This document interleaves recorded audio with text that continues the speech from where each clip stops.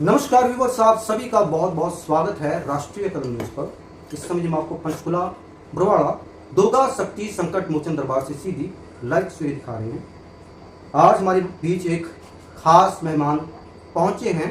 नानक राम भारद्वाज हल्का टहली जिला महेंद्रगढ़ के रहने वाले हैं और स्वामी रुद्रनाथ जी महाराज जी के परम मित्र हैं। काफी समय से स्वामी जी का जो स्वास्थ्य है खराब चल रहा है और इसी को लेकर आज नानक राम जी दुर्गा शक्ति संकट मोचन दरबार में पहुंचे हैं। तो हम इनसे बातचीत करेंगे, स्वामी जी से क्या बातचीत हुई और कैसा स्वास्थ्य है स्वामी जी का। आपका बहुत बहुत स्वागत है राष्ट्रीय कदम न्यूज पर। नमस्कार। अगर बात की जाए आपकी जो मित्रता है काफी पुरानी है तो सबसे पहले हम आपसे ये जानना चाहेंगे स्वामी जी से क्या बातचीत हुई और कैसा स्वास्थ्य है, इसके बारे में आप बताइए। ऐसा है, स्वामी जी के पास फ़ोन किया था मैंने, तो वो कहने लगे जैसे हम बोलचाल में पूछते हैं भाई क्या हाल है, कैसे हो जी। तो बोले भी स्वास्थ्य ठीक नहीं है, मैं थोड़ा सा मेरे को दिक्कतें हैं।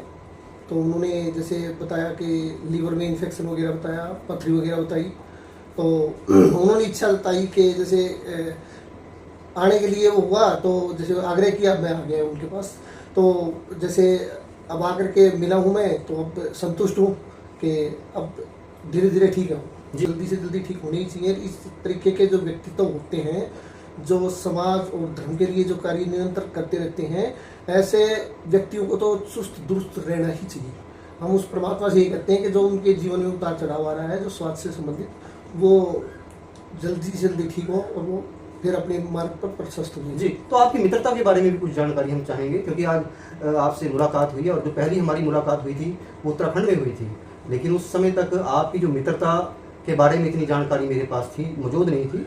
12 साल से ज़्यादा का समय लगभग हो चुका है आपकी मित्रता को लेकर। तो जरा इस मित्रता की जो शुरुआत हुई इसके बारे में आप जरा बताइए, कैसे शुरुआत हुई, कैसे मुलाकात हुई। अब उस चीज़ में मैं कहूँगा तो फिर ये है कि रुद्रनाथ जी मेरे छोटे भाई हैं, वो मेरे को बड़ा भाई समझते हैं। ये भी है मेरा उनका पारिवारिक संबंध भी है। जो माता जी वो उनकी नहीं, वो मेरी भी माता जी हैं, जो उनकी माता जी हैं वो। तो एक हिसाब से देखा जाए तो मैं अपने परिवार में आया हूँ। और बात करें हम कि हम मिले कैसे थे, तो वो एक दौर था 2014-15 का जी। उस समय एक जींद से कोई कुलदीप कौशिक होते थे, उनसे मेरी जानकारी थी। तो रुद्रनाथ जी उस टाइम पे राष्ट्रीय ब्राह्मण महासंघ के हरियाणा के प्रदेश अध्यक्ष होते थे, तो उनसे मेरी जानकारी थी। तो उन्होंने क्या किया कि मेरे को महेंद्रगढ़ के अंदर जिम्मेवारी दे दी, महेंद्रगढ़ का जिला अध्यक्ष बना दिया। तो उनके माध्यम से मैं सुखदेव जी के उसमें आया। तो फिर सुखदेव जी से जब जैसे मिलते हैं तो इनके अंदर एक क्वालिटी है, एक खासियत है कि ये बंदे को चुम्बक, जैसे लोहे के चुम्बक जैसे लोहे को खींचती है उस तरीके से ये व्यक्ति को खींचते हैं जी। तो इन्होंने क्या किया कि मेरे को खींच लिया। उस दिन के बाद से हम अलग हैं ही नहीं, वो एक परिवार हो गया, सारी चीजें इस तरीके से होगी। बस आज हम ना दो हैं, वो एक ही है जी। तो आपकी और स्वामी जी की अगर बात की जाए, एक संगठन आप लोग चला रहे हो जिसका नाम सर्वजन युवा वाहिनी है, इसकी शुरुआत और सोच कैसे बनी? इसके पीछे भी निगाह हाथ है।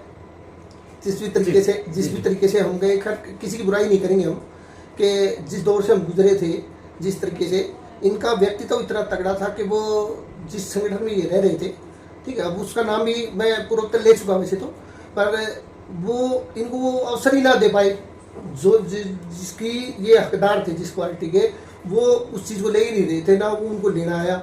तो क्या हुआ कि वैसे वो मतलब क्या, आप ये समझो कि मैं ये कहूँगा कि अगर किसी की कैपेसिटी हो 2 किलो की और उसको 25 किलो दे दिया जाए तो कैसे उठाएगा।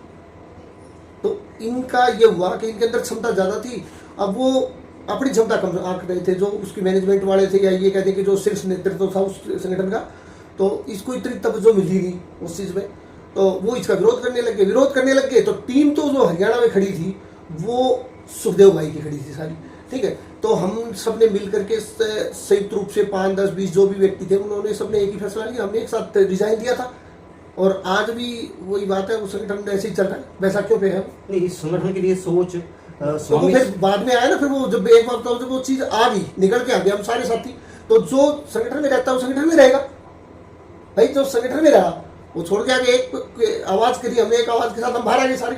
तो अब हमें सारों को एक जगह तो जाना था, तो फिर हमने सबने जैसे निर्णय लिया सब मिल करके कि चलो ठीक है अपना खुद का तैयार करते हैं। सर्वजन युवा वाहिनी नाम का जो संगठन सुचारू रूप से आप चला रहे हैं, और आपने बताया सोच जो बनी वो स्वामी जी और आपकी सोच बनी कि एक संगठन तैयार किया जाए, तो इसकी शाखाएं देश में कहाँ कहाँ पे चल रही हैं, थोड़ा सा इसके बारे में। ये 10 स्टेट में काम कर रहा है अपना, लगभग 10 स्टेट में है, और 135 के आसपास इसके जिला अध्यक्ष हैं, और लगभग सारा हरियाणा वगैरह ये सारे कवर हैं, अपने आसपास के राजस्थान हो गया, ये गुजरात तक का एरिया फैला हुआ है। आपका जो संगठन है समाज के लिए क्या कुछ कार्य कर रहा है, थोड़ा सा इसमें ऐसा है जी, इसमें कार्य देखो मैं बताता हूँ आपको, ये महिलाओं के लिए जी, बच्चों के लिए, किसानों के लिए, ठीक है, कर्मचारियों के लिए, हर वर्ग के लिए जो वंचित हैं, इस तरीके के जो जरूरतमंद कहेंगे हम उनको, गरीब नहीं कहते हम जरूरतमंद कहते हैं। तो इस तरीके की जो हमारी बेटियां होती हैं जिनकी जो आर्थिक रूप से कमजोर होती हैं उस तरीके की, वो तो हमने नरसी का भात समझो एक कार्यक्रम चला रखा है, तो वो सिस्टम इसी तरीके से हम उनके जाते हैं और उन बेटियों को आशीर्वाद दे के आते हैं, जो हमसे बन पड़ता है, जो भी सारा सिस्टम होता है उस तरीके से हम करके आते हैं। हर तरीके से महिलाओं को भी हम जैसे जो हमारे साथ जुड़ती हैं समूह के हिसाब से हमने सिलाई का और तरीके के कई कार्य करवाए हैं उनसे। जी जी जी। हाँ। तो संगठन की अगर बात की जाए, आपने कई स्टेट का जिक्र किया कि इन स्टेटों में जो आपका संगठन है वो सुचारू रूप से कार्य कर रहा है। कितनी सफलता आपको मिली है इन सभी प्रदेशों में, संगठन कितने मजबूत आपका हो चुका है? ये देखो ऐसा है, ये कोई राजनीतिक दल तो होते नहीं। देखो राजनीतिक दल के अंदर एक चीज होती है, वो बूम बना के एकदम से उठता है जी जी, और जो संगठन होता है वो चलता है कछुए के तरीके से, ठीक है, वो धीरे काम करता है, लेकिन उसके अंदर ये नहीं कह सकते आप कि उसकी परफॉर्मेंस को अगर आकलन करोगे तो ये ऐसा ही लगेगा आपको जैसे 20 मैच होता है वो पार्टी होती है, और जो संगठन होता है वो होता है टेस्ट मैच। जी जी जी, वो इस तरीके से कार्य करता है जी।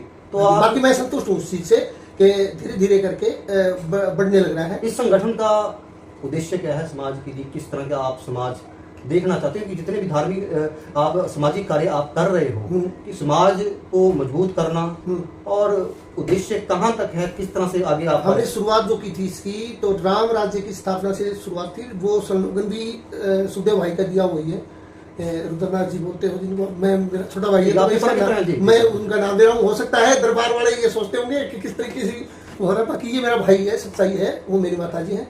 तो हम बात परिवार में बैठ के ऐसे ही करते हैं, इसी तरीके से मैं उसको सुखदेव ही करता हूँ जी। तो जो है ना, इन्होंने जैसे रखा कि भाई ये मेरे को अध्यक्ष जी भी कह देते हैं, कभी बड़े भाई साहब भी कह देते हैं, जो इनका दिल करे वो कहीं कोई।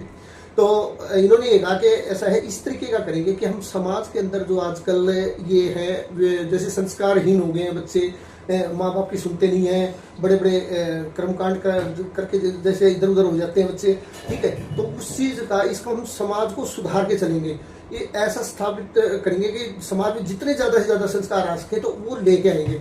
तो उसके ऊपर हम वैसे कार्य भी कर रहे हैं, मैं आपको बता दूं।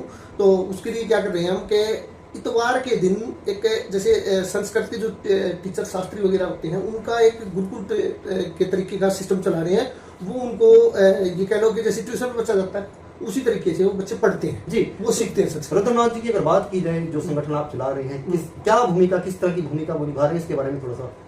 रुद्रनाथ जी की भूमिका ये है कि रुद्रनाथ जी अगर एक सिक्का है, एक तरफ मैं खड़ा हूँ तो एक तरफ रुद्रनाथ जी है, हम एक सिक्के के दो पहलू हैं, इससे ज्यादा मैं नहीं कह सकता।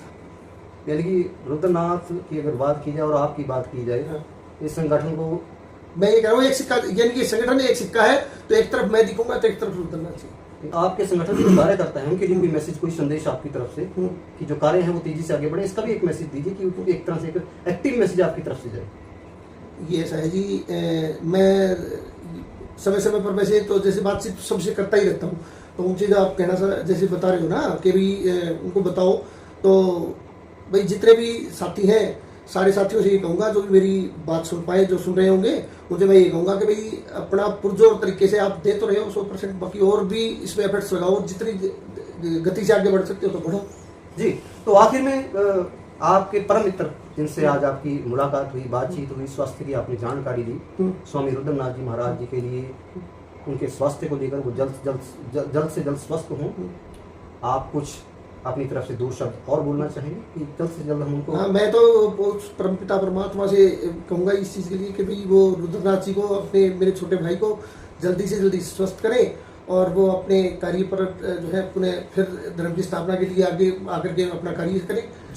बहुत धन्यवाद। तो जिस समय हम आपको दुर्गा शक्ति संकट मोचन दरबार से सीधी लाइव तस्वीरें दिखा रहे थे, आज हमारे खास मेहमान नानक राम भारद्वाज जी हमारे बीच मौजूद थे, जो कि स्वामी रुद्रनाथ जी महाराज के स्वास्थ्य को की जानकारी लेने के लिए यहाँ पे पहुंचे।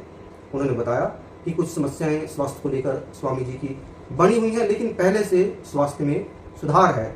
और एक जो संगठन स्वामी जी और नानक राम जी की जो सोच थी, जिसका जिक्र इन्होंने किया, सर्वजन युवा वाहिनी के नाम से संगठन चलाया जा रहा है। सुचारू रूप से इसमें सभी कार्यकर्ता कार्य कर रहे हैं, अलग अलग स्टेटों में संगठन काम कर रहा है, और कामना की स्वामी रुद्रनाथ जी महाराज जल्द से जल्द स्वस्थ हों और जो धर्म से जुड़े जो कार्य हैं सुचारू रूप से उन्हें एक बार से फिर से शुरू करें।